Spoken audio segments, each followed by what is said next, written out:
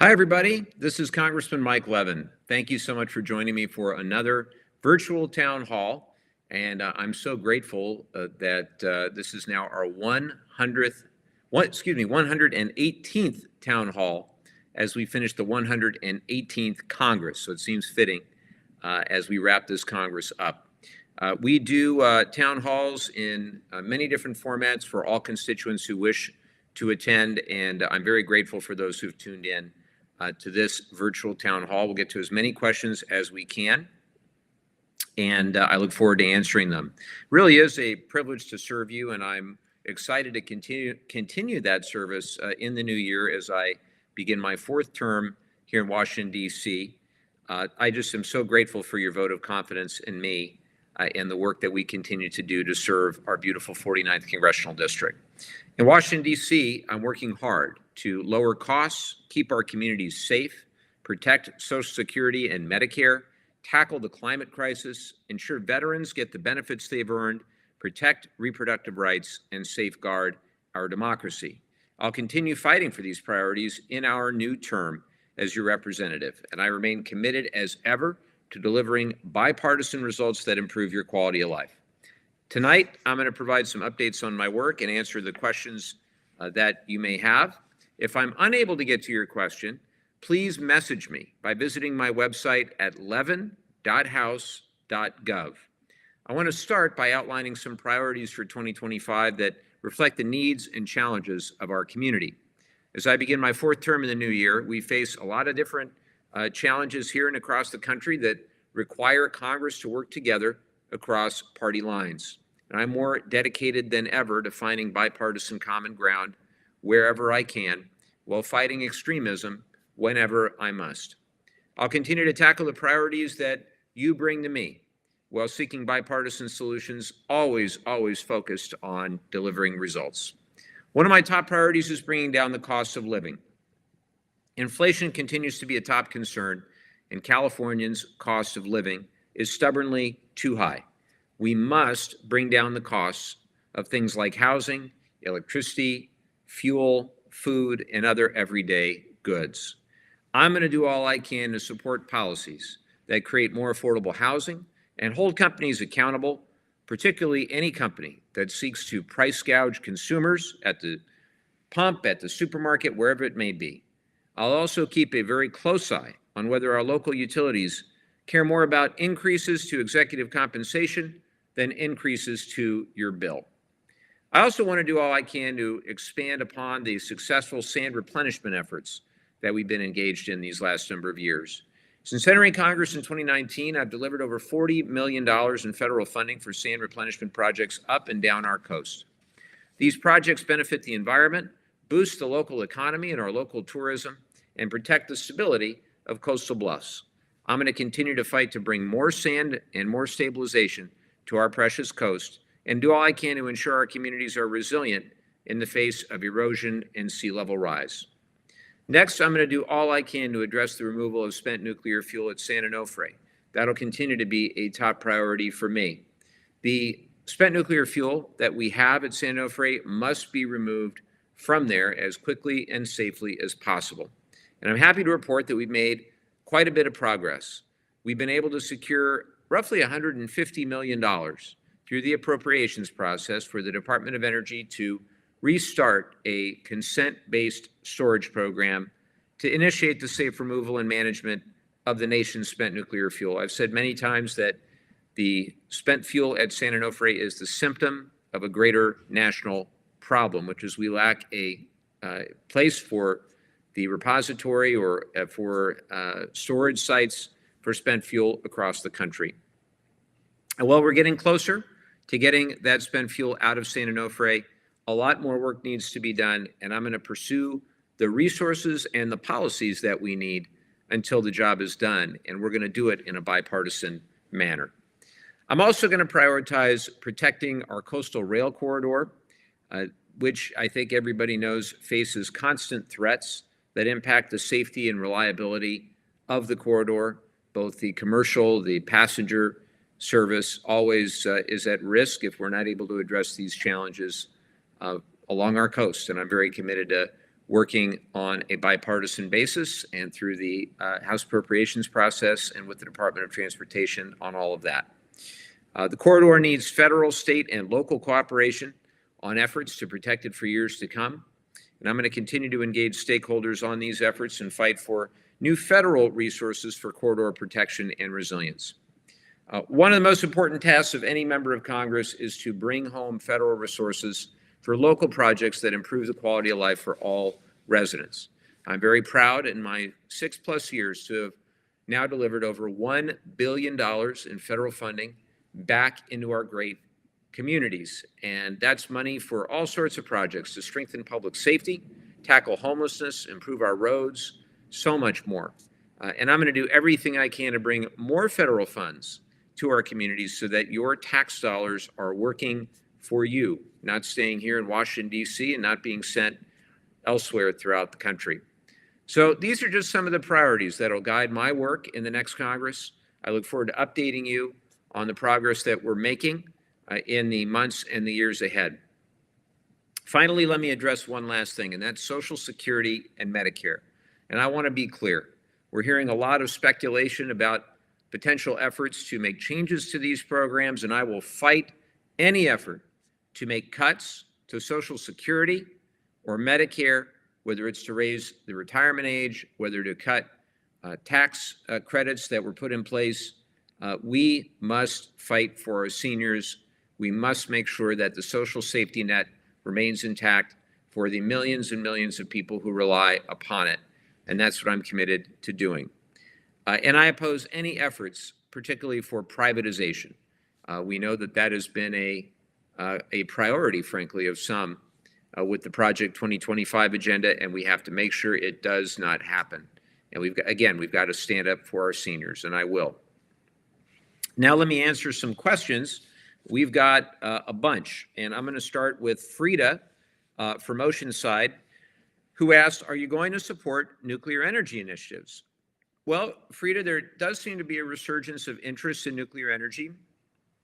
And, the Biden administration and now the Trump administration has made that a priority. Trump administration talking about tripling the amount of nuclear energy. The incoming Energy Secretary, Chris Wright, has a vested interest in this. Look, what I have said, will continue to say, is that my focus will be on solving the spent nuclear fuel problem that we face in the country, making sure that we are able to address the back end of the nuclear fuel cycle. Absent that, I don't think we should be building more nuclear power plants. And I've made that very clear to my colleagues. And so I'm very proud to be part of a group of lawmakers dedicated to fixing this problem.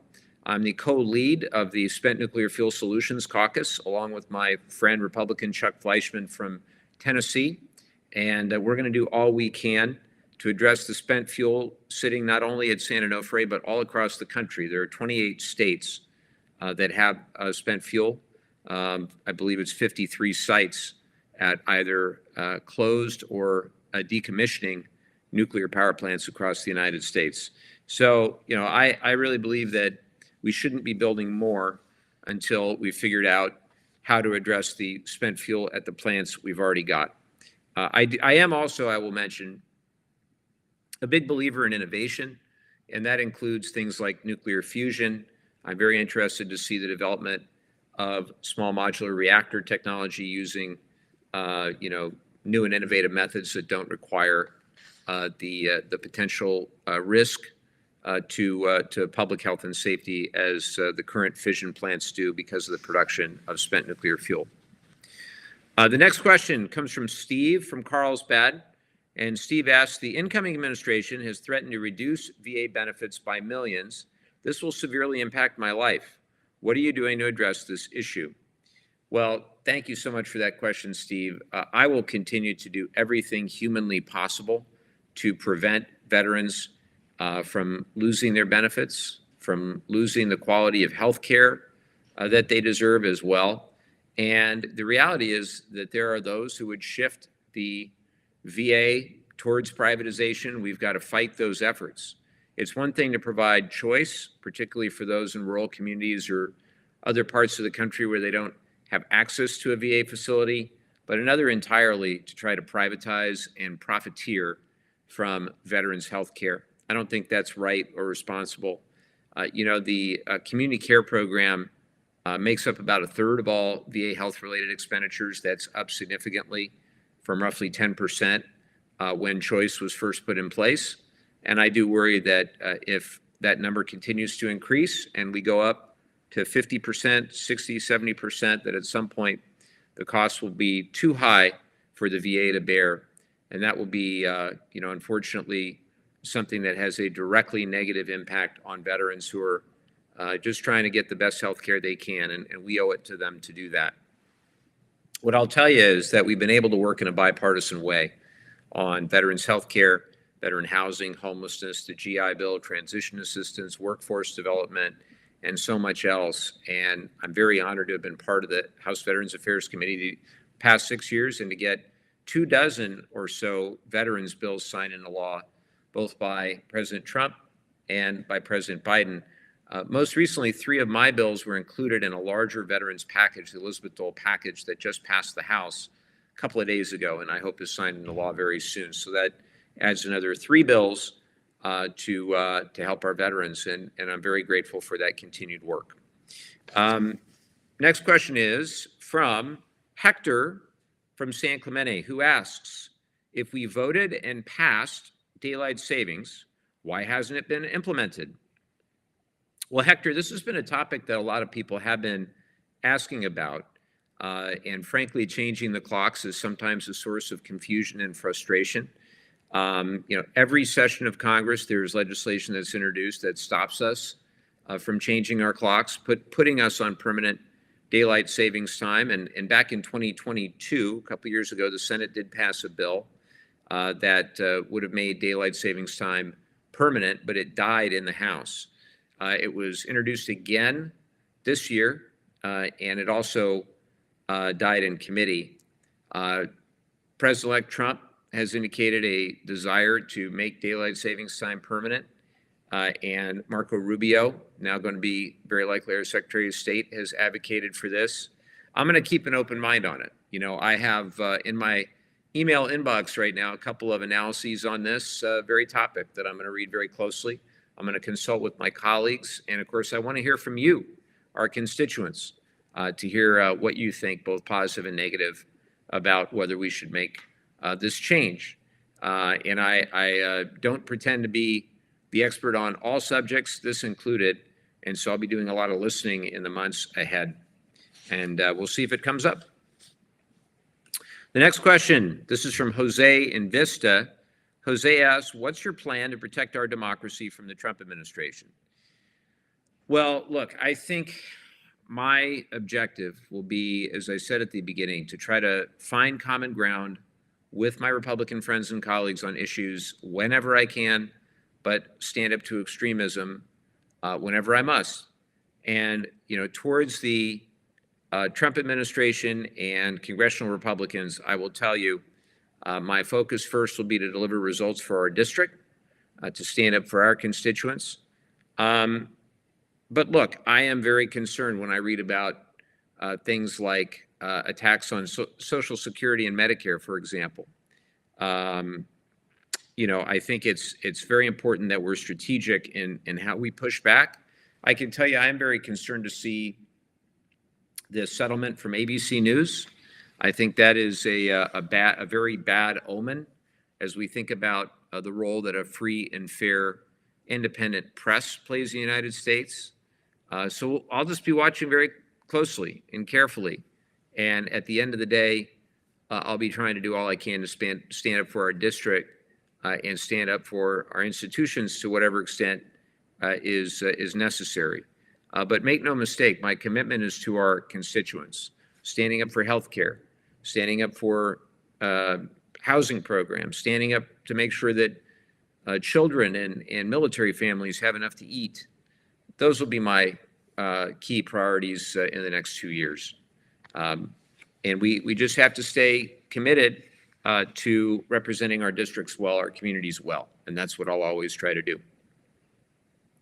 The next question is from Malia with the Food Bank of Orange County. Hi, Malia. Thank you for this question. She asks, food insecurity is on the rise here in Southern California, and food banks rely on the partnership of our federal nutrition programs like school meals and SNAP. SNAP is expected to face significant threats in the upcoming Congress, with early indications of plans for deep cuts, potentially through a budget reconciliation package or the Farm Bill. What should we expect going forward, and how should we prepare to help mitigate the food need in our community, given the potential cuts to federal nutrition programs? Well, Malia, I am very concerned by what I see as a slash and burn approach by the Trump administration and by, frankly, some of my colleagues as it pertains to funding for important programs that millions of our American constituents rely on, like nutritional assistance. And I'm going to do everything I can to stand up for things like the summer EBT program. That's to make sure that when kids are out of school, they can still have nutritious and quality food to eat. I'm going to stand up for combating food insecurity among our military. I was very pleased to see in our National Defense Authorization Act just a couple weeks ago that we were able to include a 14.5% pay increase for junior enlisted service members, E4 and below. And we're going to do everything we can to make sure that they have enough to eat and their families have enough to eat. So, the sad thing for me is this really should not be a partisan exercise. Everybody should agree that in a America that is as abundant as we are, that no one should be going hungry, full stop. So we'll keep at it, and I really do appreciate the partnership with you and the work that you do with the food bank. Our great food banks all throughout Orange County and San Diego County, you really do a tremendous job.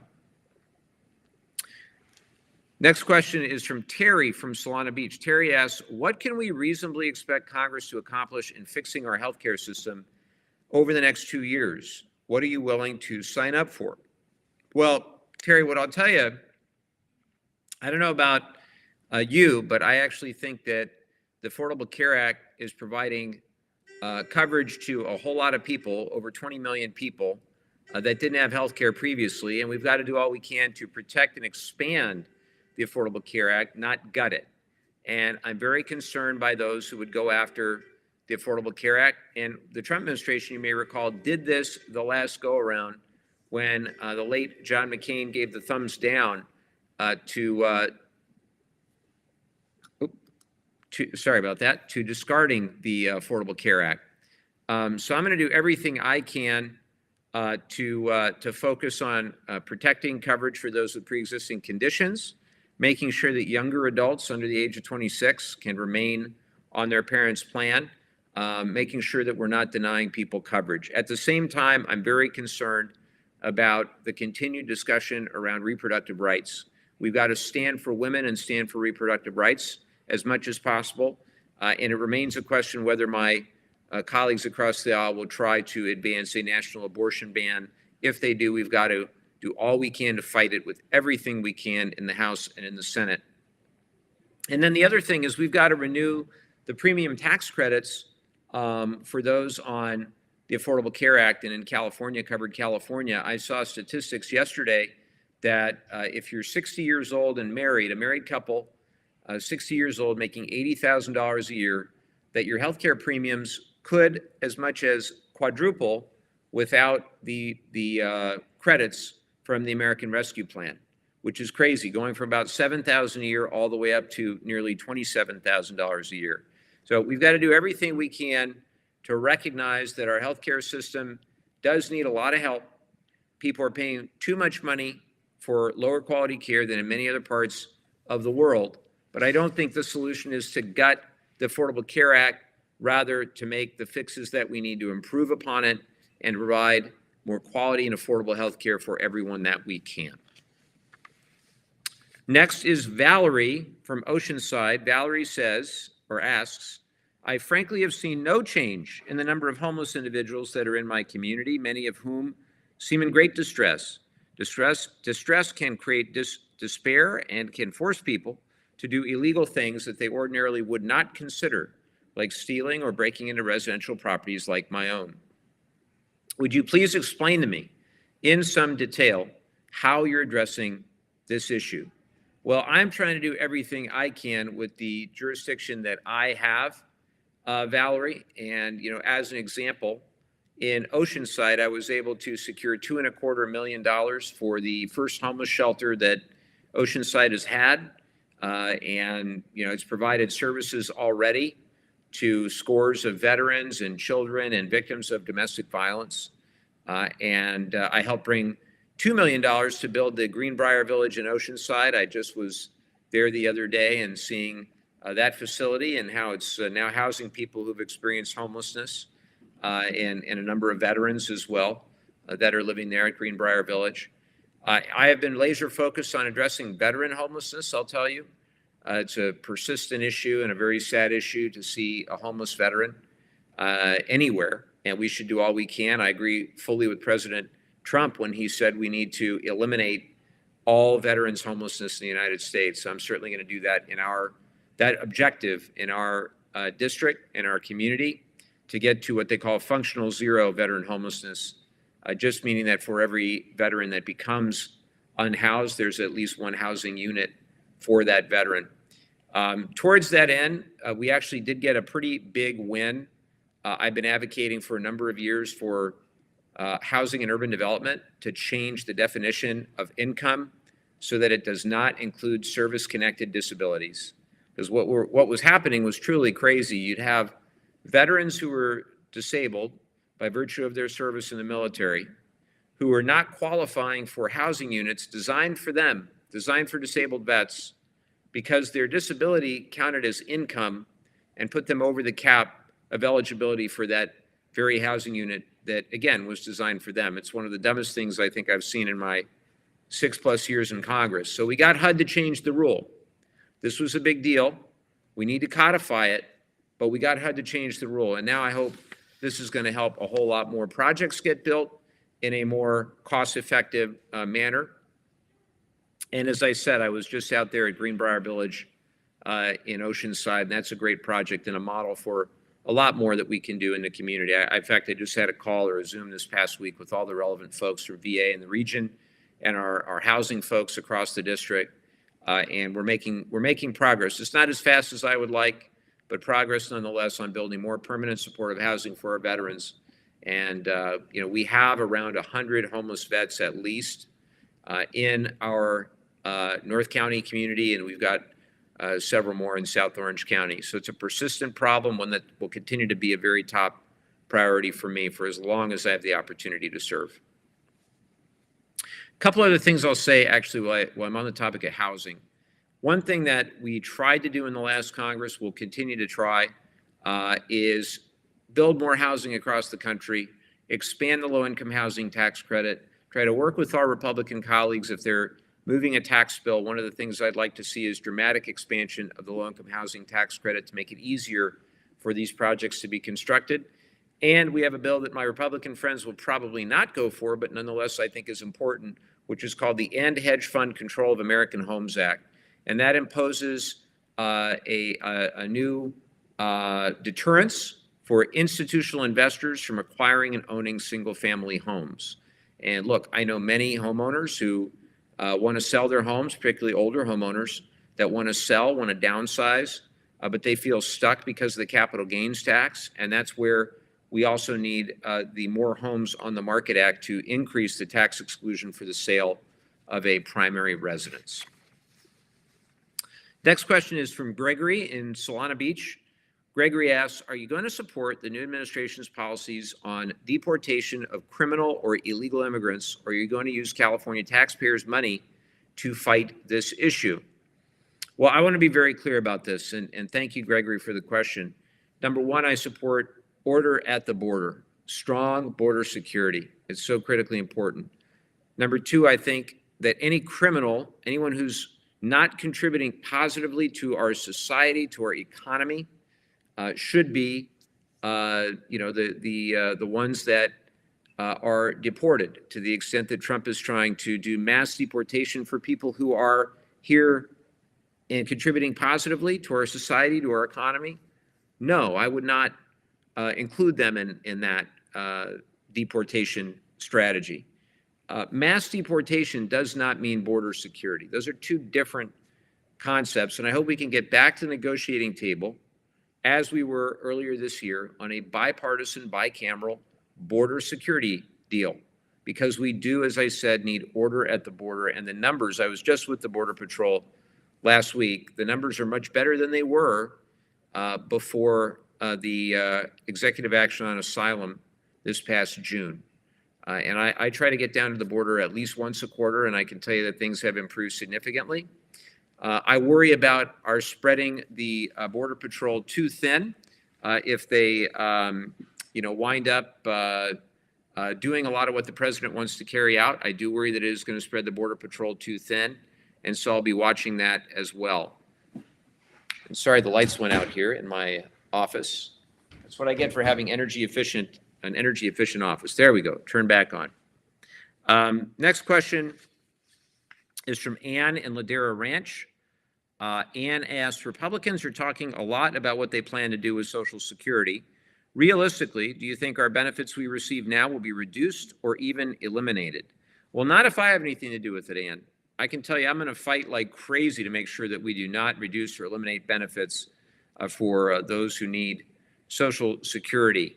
One of the words that drives me nuts is entitlement. It's not an entitlement. It's insurance that you paid for over many years of working, paying into the payroll tax system, and it needs to be there when you're ready to retire. I have co-sponsored and continue to believe in a different approach than raising the retirement age or cutting benefits, and that's something called the Social Security 2100 Act. And all that says is that if you make over $400,000 a year in income, you need to pay your fair share in payroll tax above that $400,000 threshold. If we were just to do that and nothing more, we could make Social Security solvent for the rest of the century, and we should. There's no reason we couldn't do this. And we also could have a real cost of living adjustment to coincide with keeping the program solvent for the rest of the 21st century, which is what we have to do. So I'm a big believer in stability and solvency, but not raising the retirement age, not cutting benefits. Donald Trump says he doesn't want to do either of those things, but there are many people in his party that do adhere to that philosophy. And it's ultimately up to Congress to try to come together around a solution that's actually going to maintain the solvency of Social Security without dramatically cutting benefits for seniors. Bruce from Vista asks, what is your stance on the current situation in Gaza? Will you call for a ceasefire? Well, let me tell you this, Bruce. I first am deeply concerned that the Netanyahu government is not doing enough to allow aid to enter into Gaza. I've called for new Israeli leadership. In fact, I called for it all the way back in December of last year. So it's been a year now that I called for new Israeli leadership that's willing and able to be a partner for peace. That being said, I'm going to continue calling for a ceasefire that ends human suffering in the region and returns the hostages. So important. Returns the hostages being held by Hamas, including Americans. And we need to put the region on footing to ultimately realize a path towards two states. I've said this for many, many years. I'll continue to say it. We need two states. We need self-determination of the Palestinian people. We need security for Israel. For over a year now, I've called on Israel, Egypt, and the administration to do all they can to respect the dignity of the Palestinian people. Look, at the end of the day, it's obviously a very, very complex and difficult situation. It's a dangerous part of the world. I follow it very closely. I'm very concerned with the as much progress as is possible with Assad's fall from Syria. I worry about the vacuum and the instability of that part of the world. I'm also, watching very closely what happens with Iran and Russia and Ukraine. It's a very, very difficult part of the world right now. We need steady and consistent American leadership. And I am concerned about some of the folks that President-elect Trump is putting in positions of authority or influence. And we've got to do everything we can to continue working in a bipartisan way to stand up for freedom and democracy the world over. So Those are some great questions. I want to thank you all very much. If you didn't get your question asked or answered, I should say, you can message me anytime through my website, levin.house.gov. I also want to encourage everybody, if you have any issues that we can assist with, any federal agency, you or your family might be having a challenge, for example, with the VA, the Social Security Administration, the IRS, needing a passport expedited, whatever it may be, we're here to help. Our office is at 760-599-5000. That number again, 760-599-5000.